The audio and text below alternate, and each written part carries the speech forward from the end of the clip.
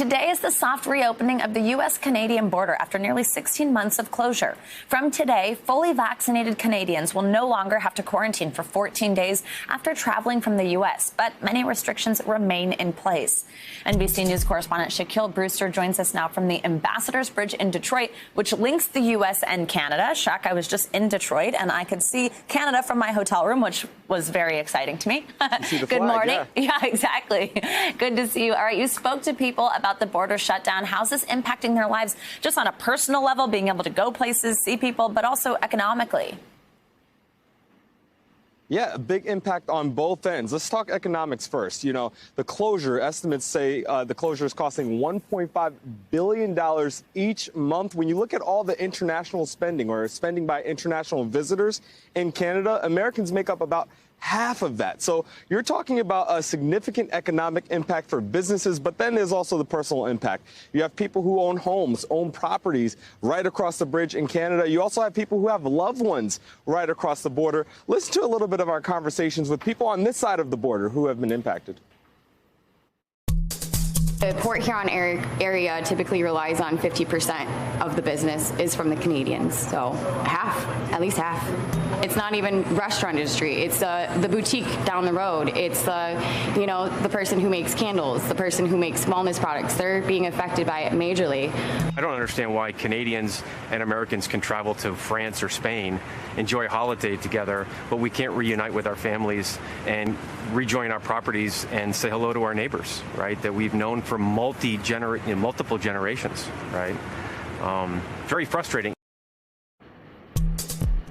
That last gentleman there owns a property right across the bridge, right across the river here. So you get a sense of how much this is impacting people, both on the economic aspect, but also the personal.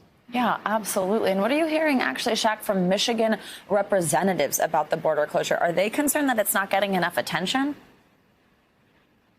Yeah, not only Michigan representatives, but really representatives across the country, a congressman and congresswomen across the country. You know, we talk about the border all the time, but most of the time we're talking about the southern border, not the 5,500 miles of the U.S. Canadian border. Listen to what one representative told us earlier this week.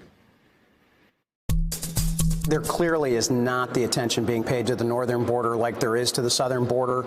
And I think, sadly, the Biden administration has had their focus pulled down to the southern border and the crisis that is going on there. And we have to fix that. They have to fix that. But that doesn't mean we should be ignoring the northern border. And frankly, for those of us in Michigan, you head east into Canada, not just north. So, I mean, these are friends and neighbors that we should be treating each other better than this, and it's sad that we're at this spot. You mentioned the big headline earlier that Canada is starting to pull back some of those restrictions starting today. But we know that it won't go back any further until at least July 21st. But you're hearing pressure from members of Congress, from people who have loved ones right across the bridge. They're pressuring the Canadian government. They're pressuring the United States government to reopen this border as soon as possible. Savannah? And Shaq, what's President Biden saying in response? I mean, we know he was in Michigan this weekend as part of his Midwestern tour. Did this come up at all, reopening the border?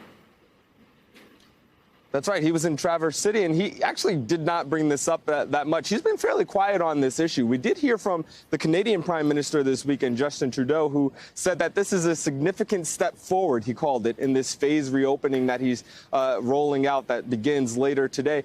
But he's also saying that he's going to use what we see over the next couple of weeks and months with the slow reopening. He's going to use that to determine when the border will fully reopen. So that just gives us a sense that this is not reopening anytime soon. So you can expect pressure on him to increase, but you can also expect pressure on President Biden to continue to increase. You have some members of Congress asking for the United States to unilaterally open their side of the border, independent of whatever Canada decides to do. Savannah? All right, Shaq Brewster, thank you so much.